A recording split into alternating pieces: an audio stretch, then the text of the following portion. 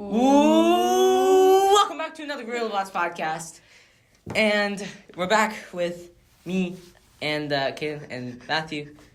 And we got another super fun podcast for you guys. Yeah, so today's podcast is about the data economy and how we control where our data goes and how it can be used for good, but it can also be used for bad. Who owns our information? Yeah. So, just to start off this episode, let's just talk about data. Data about every individual is probably the most important thing for any company. Because if you know data on every one of your users, then you can specifically make something or specifically make updates that benefits everyone. Ads. Yeah, and ads. So that's good for everyone. Because if you get an ad that's interesting to you, then obviously that's what makes the company. That's good for you, right? But the thing is, that data can also be used for bad. Fraud, it can be used for to take money from your account, and is it really necessary to take that data from people without their consent, you know? Yeah, data is worth so much money now. The things people will do just to get your data it's pretty crazy, and what people can do with your data might be even scary. Yeah. So, Kaden, when you say data is equal to a lot of money, can you explain that a bit more? Why is data equal to a lot of money? Well, I guess kind of what you said. With your data, you can do personalized ads straight to you. They can squeeze out more money out of you. And even if they have some of your information, they can sell it to other people where they can hack you. They could also apply for credit cards, take out loans, open your bank account. They can make a bunch of transactions, transfer funds. With your information, they can just do anything. They can impersonate you. Like, they can say whatever they want on, like, Instagram. Yeah, and the problem with that is, if you go on a site, you can click decline cookies, right? But really, terms of service and just clicking on a site, phishing scams. You know what phishing scams are? Yeah, I think, explain it though. So it's like when you get a link in, let's say your Gmail, for example, and if you click on that link, they can access your computer a bit and take some data and use that data to, do all that fraud, identity theft. And the thing is, it's kind of hard to tell if you're being phished or not. And that's the thing with internets. It's so hard to not give away your data. Even if you don't consent to it at all, it's hard to not, somehow not give up your data. Cause, when you're on the internet. Yeah, everything takes your data. Everything needs at least even a little bit of data. Everything needs some. And the terms of service are a big part.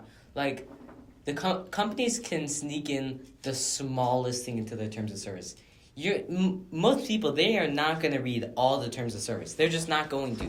That thing's 20 pages. Exactly. You're not reading it just to accept something for an app like, I don't know, TikTok or something like that, right? You're just not going to. And in those terms of service, they'll make it a quick button accept terms of service, but in there there'll be a small thing saying it can use your data for all these other different things. It can say they can sell your data. Yeah. I think actually that might be illegal, but either way, if you consent to it. Yeah, so, I mean, in one hand, it's good, right? If you are using a Amazon, for example, there's, I don't really know Amazon, but let's assume that there's some kind of For You page on Amazon. If it knows your data and it gives you stuff that you were likely to buy, I don't know, if you're really into cooking, they give you really new and really clean pots and stuff. So if they use your data for that, that's great, because then you can get stuff that you didn't even know you wanted. You see it, you're like, oh, sure, I definitely want this. But you wouldn't have known that you wanted it if it didn't give you that. But it's good in that way. But it's also making you buy things you may have not wanted to buy.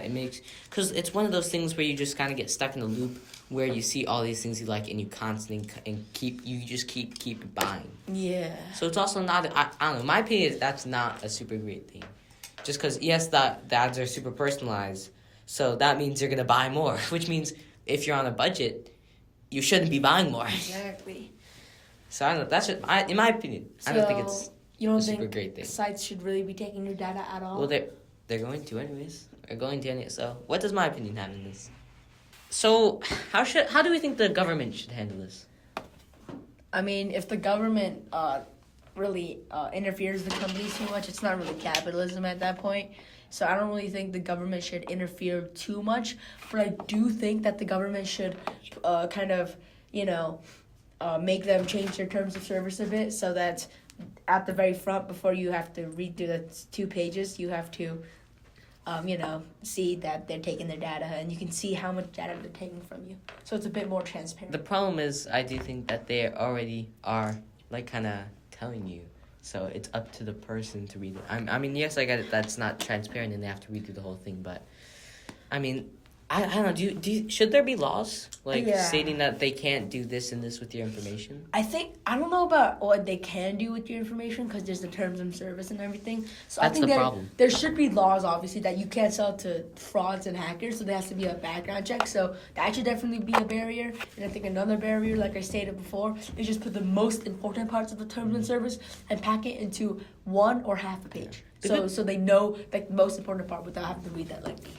Yeah, the good thing is for apps the government is kind of doing stuff with apps like Temu and stuff like that. You know how the government's kind of cracking down on them, saying they're selling information to China, but they're only doing that because they're selling it to China.